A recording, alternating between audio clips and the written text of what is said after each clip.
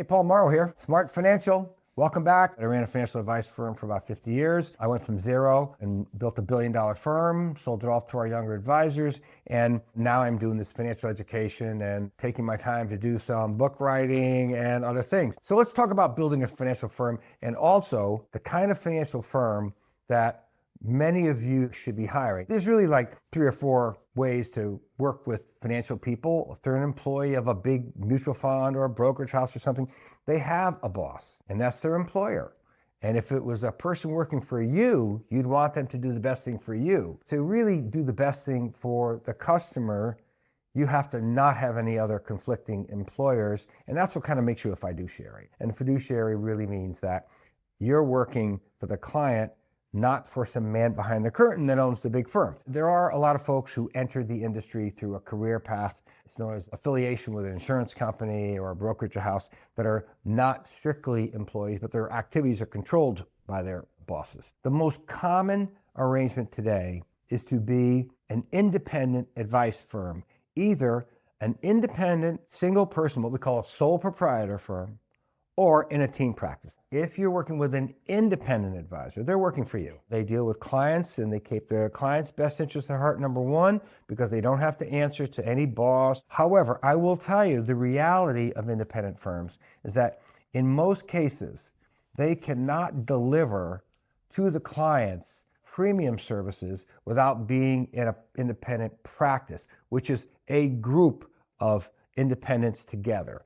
A sole proprietor has a very hard time delivering total financial advice, risk, investment, tax, cash flow, estate planning, and frankly, it's much more helpful to have 3 or 4 people working on a client. According to the numbers by the famous firm Moss Adams, the independent advisor out there can service perhaps 290 clients tops. So what does that mean to people in the public? Well, it means that if you've got 290 clients and they've got maybe like $1 million each, that's $290 million that you're servicing, and you're done.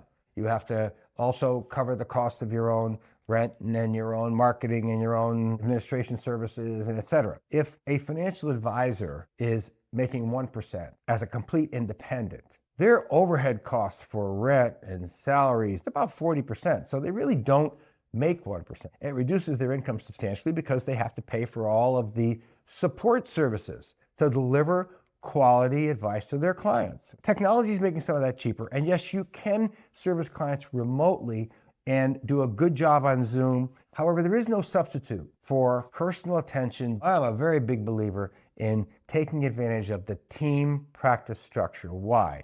You can have a group of people on a team and they have different expertise. They're also sharing the expenses of great administrative people. When you're doing technology expense, marketing expense, if you're paying 100% of it on your own, you're sort of limited in what you can deliver. But if you've got 10 people paying into either a marketing program, to outreach to clients, getting information out to them, into technology services, cutting that cost down is a very substantial way of actually lowering the net cost to you and providing better services to the clients. When you're building firms, you should look to build a team practice for the economics of it, for the client service value of it, and then also for the succession value of it. You build your own succession plan by bringing in people, helping them develop as a co-planner to the point where they can get their advanced degrees for financial consulting and then take over positions as senior planners and bring in the next generation on their own. If you're looking for a financial advice firm, look for multi-generational, established, been around for a long period of time, that has a team approach that is integrated with legal and tax planning firms, and that can give you 10 referrals with folks that have had their complete financial package taken over and put in place. Having a financial advice firm that can do all the work rather than just one piece of the 5 parts of wealth planning and wealth preservation and tax planning is really just part of the art of being smart.